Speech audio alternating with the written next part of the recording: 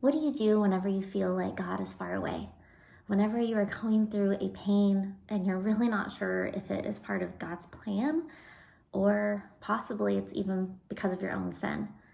Well, I was reading in Psalm chapter 44 this morning, and it is a great chapter. But it's an interesting chapter because it is divided up really into two sections. So you read the first part of it, and it is just encouraging and life-giving. It talks about how God saved the Israelites from time after time and how he gave them the promised land. But then the second part of the chapter, it kind of goes dark, and it talks about how they feel like God is not there, how God has abandoned them. And this was actually written, a lot of the Psalms are written by David, but this is written by the sons of Korah. And I'm not sure if you remember the story about the sons of Korah, but I believe there was a rebellion that took place whenever Moses was leading the Israelites to go fight, and the sons of Korah did not want to agree with Moses and did not want to do these things. And God got very angry about this, and a lot of the sons of Korah died, but some of the family, the remnants were there. They decided to remain faithful and seek God, but they had been through a lot of pain and suffering. A lot of this was due to their own sin.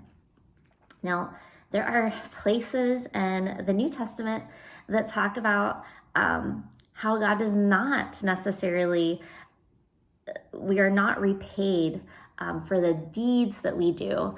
There is one example that I can think of. I think it was about a boy that was not able to walk, and I can find that reference for you if you're interested.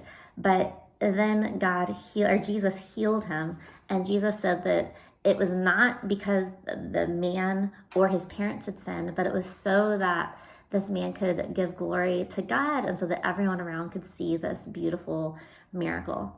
But other times, it's definitely true that we are in pain and we're in hurt because of our own sin. And it's an interesting thing to think about, and it's a really hard thing to think about. I think about my own life, about a time when I had deep loss and deep suffering, and I wasn't sure, was it because of my sin, or was it just because this is what God wanted me to go through? And the way I ended up dealing with it is I said, okay, God, I'm going to confess my sin. I don't know if these things happened because of what I did, but I'm going to confess my sin to you, and I'm going to make sure that there is nothing, there's no sin in my life. But then I'm going to leave that aside because I've confessed that sin, and I don't need to keep on dwelling on that sin over and over because God is not dwelling on that sin. But I do have to think through the present situation.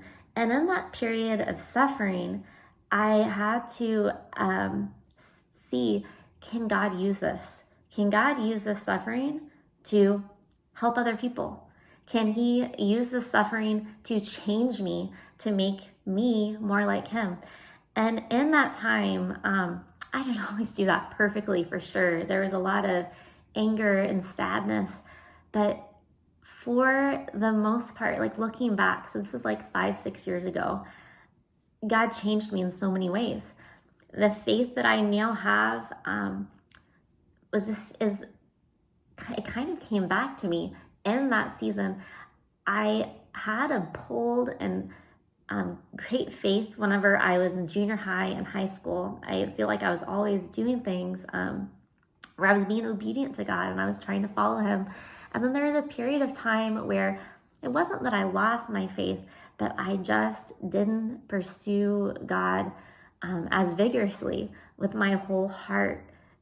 But that season, it changed me, and it really kind of showed me, it stripped away everything in my life, and it showed me what was actually important. Were riches important? No. Was where I lived important? No. It showed me that the things that were eternal were important. And I am thankful for that season now because it's made me who I am today. It's made me love my current kids even more, my family more. And so I just want to encourage you that if you are in a season of suffering or trial, to keep your eyes to God, the one who created you, the one who made you. And there may be hard things that you go through in your life, but He will pull you through. These things are just seasons. There's a verse that always encouraged me, and it says that His mercies are renewed every morning. So even if you're having a hard day, a hard night, remember the God that loves you and cares about you will give you new grace every single morning. And I hope that you can really take that to heart and that this video can build up your faith. I'll see you in the next video.